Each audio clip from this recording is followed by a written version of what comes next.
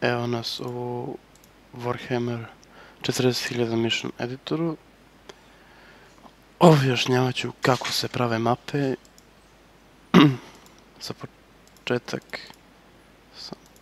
obično, ovo je najbolja veličina za mapu, nije ni prevelika, nije ni premala, ok, malo je veća, ali bolje to nego ove ostale, svakako. Sada na kraju ću objašnjavati kako se ubacuje minimapa, da nije onako zelena, da izgleda normalno.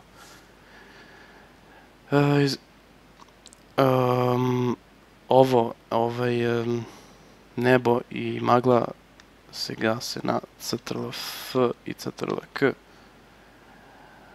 Ali da bih vidio kako bi to stojalo u igrici, ja ću to sad ostaviti i namjestim ovo do kraja i ovo do kraja i apply. I sad izgleda koliko toliko normalno. Ovo je samo izgled neba. Dobro.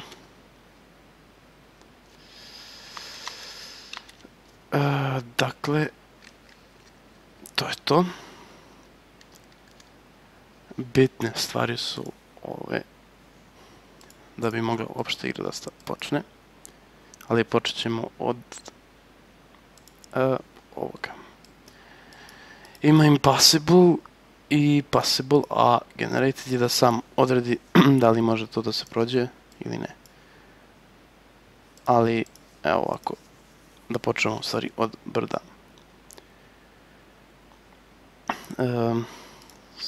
Ovako. Samo smanjimo ovo.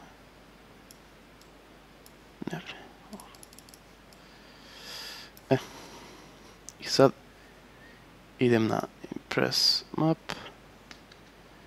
Evo, on je automatski stavio kako to treba da izgleda, generate. Ali, ako vam se ne svidi, impossible, da ne može to da se prođe i ovako. A ako bi trebalo to da se prođe, onda possible. I tako. 4 kocke su, ja mislim da može da prođe tank 4 do 5. A jedna ili dve svejedno, znači može jedna da prođe jedinica obično.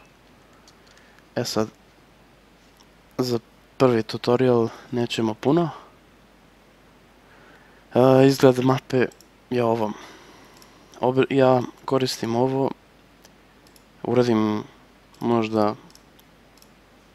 jednu površinu sa, na primjer, ovim. Tako tu kocku napravim i onda u Advanced Map editoru samo ucečem to i prekopiram sve da izgleda tako. Samo što malo izgleda, kad se prekopira izgleda ovo bude ovdje, onda se primećuje da je prekopirano, tako da je bolje ovako da se radi, ali mnogo duže traje. Cela mapa ovako da se namesti, ali sad ćemo se baviti ovim brdima ovdje. Ne, u stvari, kako da mapa uopšte može da se nađe tamo u scenarios. U mapama, kad se uđe down for player 1, onda gameplay,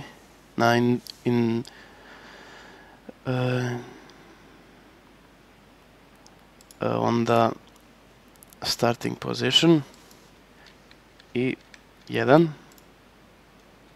Mora da ima minimum 2 i 2. Da se promeni, samo se zaokruži i promeni se pa set, ali ja ću ostaviti 2. To je čisto da može da se sevuje mapa. Mislim, može ovako save, ali neće biti tamo u scenarijom. I to neka bude sad ovo prvi tutorial. Ovdje se napiše koja je mapa, ali treba da bude isto da se napiše ovdje test. Tvoje i copy,